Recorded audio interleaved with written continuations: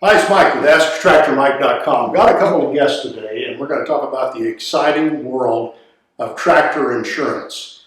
And I'm going to read a letter from a viewer first that prompted this meeting. This comes from a viewer whose name I don't know. I don't have that on the letter. But his question is, he says, Mike, I'm wondering if you can give me some tips on insurance for my new tractor.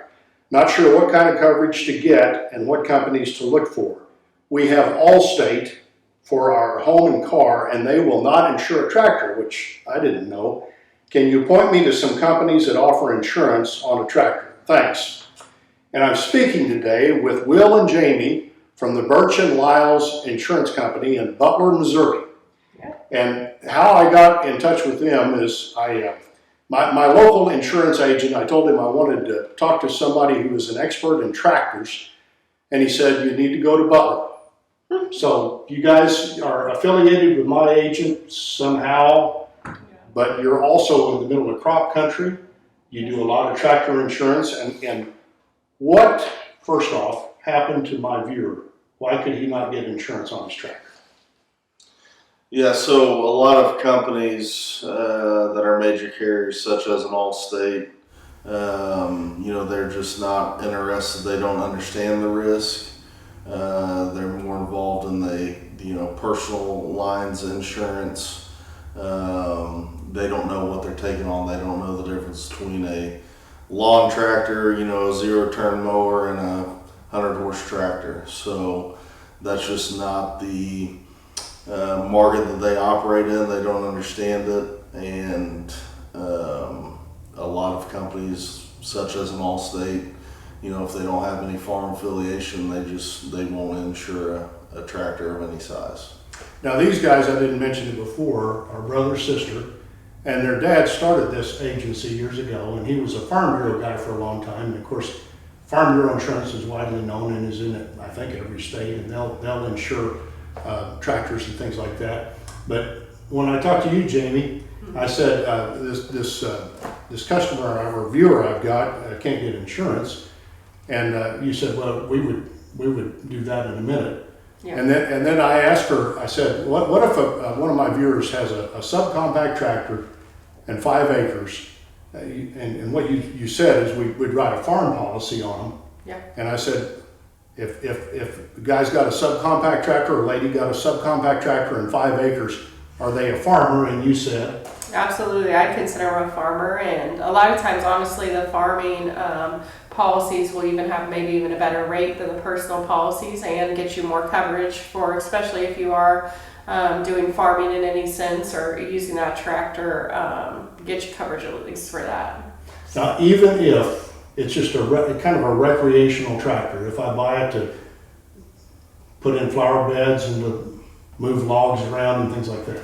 Absolutely. So a recreational tractor these days, as we know, is not a small investment. I mean, even a lawnmower is not a small investment anymore. And to get coverage for it, as far as if it burns or if it's stolen or, all those risks that you want covered, you'll probably have to write a farm policy to get such, because a lot of your policies limit you out at maybe $1,500 for even a lawnmower, let alone a tractor that's smaller, and you need coverage for it. So I go to my agent and I say, I want a farm policy, and then what else do I need to do to make that happen?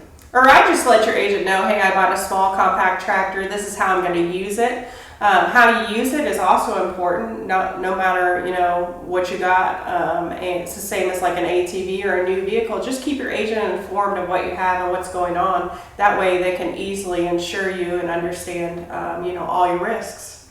Now, Will, go back to you. You said that a lot of these major insurance companies won't insure tractors because they don't understand them. What should the agent do at that point? There's avenues out there. If they don't have a company that they represent that writes, tractors, there can be, a situation where they go to a brokerage, a larger brokerage such as a Burns and Wilcox, maybe a Grinnell Specialty Agency. If they have access to that, that would absolutely write that policy.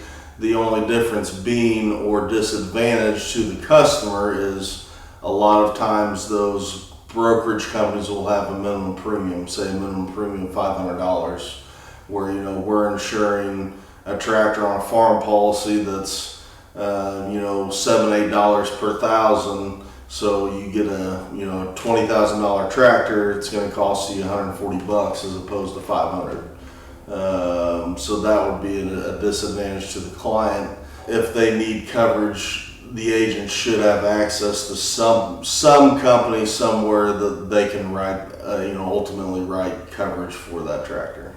So if they're married to the insurance company that this customer here didn't want to change, he's been with Allstate forever, and I think that was the next thing that happened with him is the agent found one of these folks you're talking about, but the policy was really, really expensive. So basically it boils down to you've got two choices.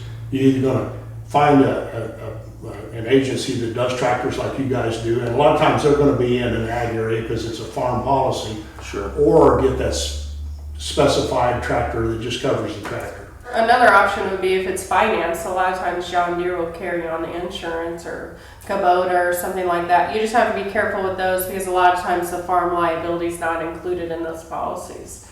So again, you've got to tell your agent, and you got to be asking the right questions, or you may not be covered.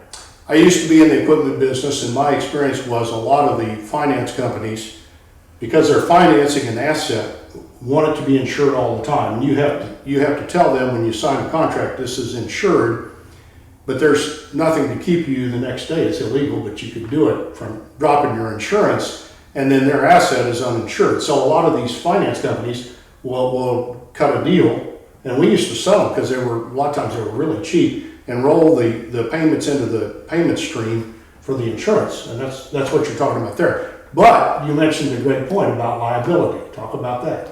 So say you do buy a mid-sized tractor and you are brush hogging your pasture and oops, it's caught on fire and now it's burning the guys next to you's corn pasture. Say you insure it with John Deere, it's not always the case that the farm liability is there and now you're $20,000 owed to your neighbor because you burned his crop. You want to make sure that you're well covered that way should you get insurance with John Deere or you carry it yourself. So it's just questions you need to ask our agent. Make sure you run through the scenarios and know where you're at standing, from the get-go. I brought in my insurance policy and had you guys look at it, and I found out something that I've done that I didn't do that I should have done. I've got what's called a countryside policy, which is, I guess, probably tailored for the weekend farmer. Yep. More. 240 acres or less. 240 acres or less, which is definitely me. And what I've got on here, I've got my tractor on here. I don't have implements on here. Now, how big a deal is it that everything I own is on that policy? If you want insurance on your implements and your tractor, they do need to be specifically listed. So a lot of times the value of that equipment is not going to eclipse your deductible. However, if both implement and tractor are involved in a claim and you don't have them both specifically listed, you only have insurance on your tractor, not the implement. Well, what's hitting me right now is my bush hog is on my tractor in the barn at home. And if that was stolen and my agent doesn't know there's a bush hog there. Yeah. And the same goes for a loader too. A lot of guys think, well, the loader's on the tractor all the time, it's covered.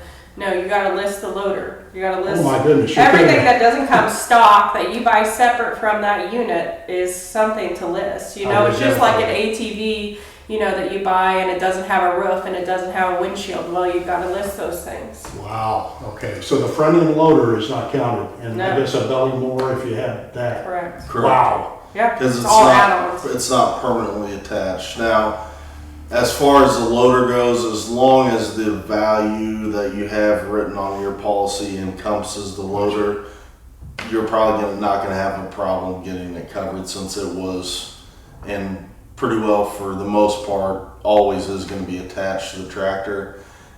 In that particular instance, you'd probably be fine. You might have to work a little harder with your adjuster to get it covered, but I don't think you would have an issue in that instance. But anything detachable from that, like you mentioned, the belly mower, tillage equipment, things of that nature. You would certainly want a blade, for blading your driveway. Anything of that nature, you would absolutely want to bring attention to your agent. Okay, got a question for you. If I've got a tractor that I bought 10 years ago, I paid $20,000 for it, I've got it insured for 20. It's a cream puff, it's got 150 hours on it, I barely use it. But now that same tractor's 30,000 and it gets stolen, what happens?